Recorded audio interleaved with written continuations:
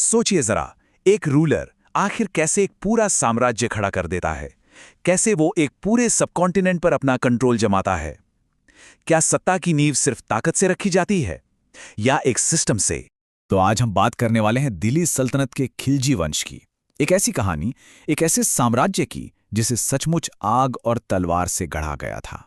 तो कहानी शुरू होती है साल 1290 से। दिल्ली सल्तनत के दूसरे वंश यानी खिलजी वंश ने जैसे ही सत्ता संभाली, पावर के सारे पुराने इक्वेशंस ही बदल कर रख दिए। तो इसके फाउंडर थे जलालुद्दीन खिलजी। अब देखिए, उन्होंने राज तो सिर्फ 6 साल ही किया, लेकिन उनकी जो पॉलिसीज थी वो पहले के सुल्तानों से एकदम अलग थी। देखिए, एक तरफ थे बलबन जैसे सुल्तान जो अपनी क्रूरता और सख्ती के लिए जाने जाते थे, और दूसरी तरफ थे जलालुद्दीन जिनका तरीका बिल्कुल उल्टा था।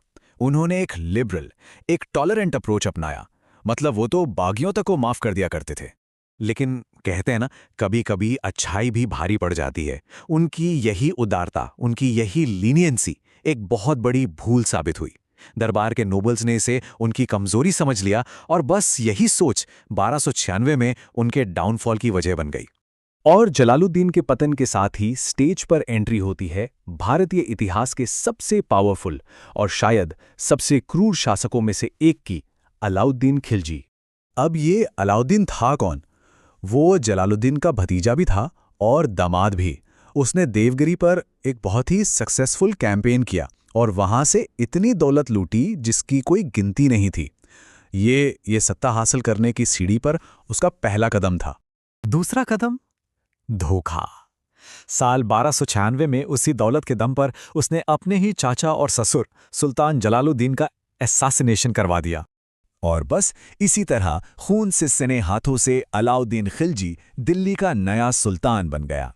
एक ऐसा सुल्तान जिसके एम्बिशन की कोई सीमा नहीं थी। लेकिन देखिए, सुल्तान बनना एक बात है और इतने बड़े साम्राज्य को चलाना वो बिल्कुल दूसरी। अलाउद्दीन के सामने चैलेंजेस का पहाड़ खड़ा था और उसने इन चैलेंजेस का सामना ऐसे रिफॉर्म से किया जिन्होंने सच में इतिहास बदल कर रख दिया। तो सबसे पहली और सबसे बड़ी चुनौती, मंगोलों का खतरा।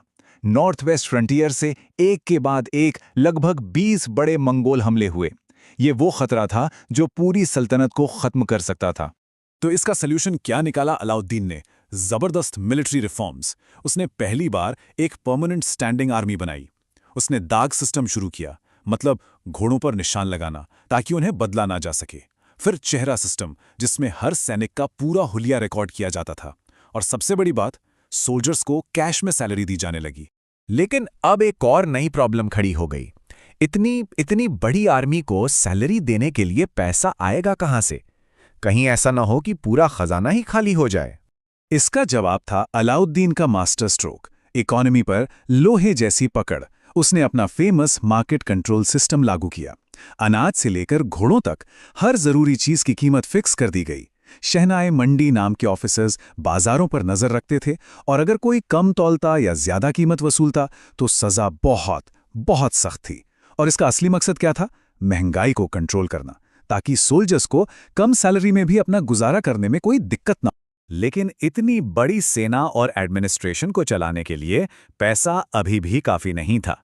अपने बड़े बड़े एम्बिशंस को पूरा करने के लिए अलाउद्दीन को खजाना भरने का कोई और भी दमदार तरीका ढूंढना ही था। तो उसने एक ऐसा कदम उठाया जिसके बारे में किसी ने सोचा भी नहीं था। उसने लैंड रेवेन्यू टैक्स यानी जमीन पर लगने वाला कर सीधे 50% तक बढ़ा दिया। मतलब किसानों की पैदावार का आधा हिस्सा सीधा सल्तनत का। और रुकिए, बात यहीं खत्म नहीं हुई। उसने मसाहत सिस्टम शुरू किया, यानी टैक्स फिक्स करने के लिए जमीन को प्रॉपरली मेजर करवाया गया। इसके साथ ही उसने खुद और मुकद्दम जैसे पावरफुल मिडिलमैन को सिस्टम से ही हटा दिया, ताकि किसानों से लिया गया एक एक सिक्का सीधा ट्रेजरी में पहुंचे, बीच में कोई ना खा पाए। अच्छा, तो बाहरी और आर्थिक चैलेंजेस तो थे ही, पर एक अंदरूनी खतरा भी था। ये खतरा था पावरफुल नोबल्स और सरदारों से, जो हमेशा सुल्तान के खिलाफ साजिशें रचने की फिराक में रहते थे। तो इससे निपटने के लिए अलाउद्दीन ने क्या किया? उसने एक बहुत ही एफिशिएंट स्पाई नेटवर्क बनाया। अमीरों की बड़ी बड़ी दावतों, शराब और जुए पर पाबंदी लगा दी। क्यों? क्योंकि यही वो जगह थी जहां साजिशें पनपती थीं। अरे यहां तक कि उसने नोबल फैमिलीज के बीच शादियों पर भी रोक लगा दी। ताकि वो आपस में मिलकर कोई पावरफुल ग्रुप ना बना। तो इन सारे रिफॉर्म्स के बाद अलाउद्दीन खिलजी को हम कैसे देखें, उसका मूल्यांकन कैसे करें? क्या वो एक महान शासक था या एक जालिम तानाशाह? अगर उसके राज का हिसाब किताब करें तो तस्वीर काफी मिली-जुली है। देखिए, एक तरफ तो उसने एक बहुत पावरफुल एम्पायर बनाया, एक स्ट्रॉन्ग एडमिनिस्ट्रेशन खड़ा किया, इकोनॉमी को कंट्रोल किया और मंगोलों को हराकर अपनी मिलिट्री ताकत साबित की। लेकिन दूसरी तरफ उसकी पॉलिसीज बहुत ज्यादा सख्त और दमनकारी थीं और उसने अपने बाद के लिए कोई सॉलिड सक्सेशन प्लान नहीं बनाया, जो कि एक बहुत बहुत बड़ी भूल थी। मशहूर इतिहासकार सतीश चंद्र के शब्दों में कहें तो अलाउद्दीन खिलजी सल्तनत का सबसे शक्तिशाली शासक था। बस ये एक लाइन ही उसकी हिस्टोरिकल इंपॉर्टेंस बताने के लिए काफी है। लेकिन सवाल यह है कि जो साम्राज्य सिर्फ एक इंसान की इच्छा शक्ति पर टिका हो, उसका क्या होता है जब वो इंसान ही नहीं रहता? अलाउद्दीन की मौत के बाद ठीक यही हुआ। उसका बनाया हुआ साम्राज्य ताश के पत्तों की तरह ढह गया। 1316 में उसकी मौत हुई और उसके बाद अगले सिर्फ 4 सालों में कमजोर उत्तराधिकारी और सत्ता के भूखे नोबल्स आपस में लड़ते रहे। और फिर 1320 में गियासुद्दीन तुगलक ने इस डायनेस्टी का अंत कर तुगलक वंश की नींव रख दी। सोचिए, जो साम्राज्य इतनी मेहनत से बनाया गया था, वो सिर्फ 4 साल में बिखर गया। तो यह आकर एक बहुत बड़ा सवाल खड़ा होता है, क्या अलाउद्दीन की वो क्रूअर एफिशिएंसी, वो ब्रूटल एफिशिएंसी एक साम्राज्य बनाने के लिए एक नेसेसरी ईविल थी, या फिर ये एक ऐसी फेटल फ्लॉ, एक ऐसी घातक कमी थी जिसने उसके पतन की गारंटी पहले से ही लिख दी थी? ये सोचने वाली बात है।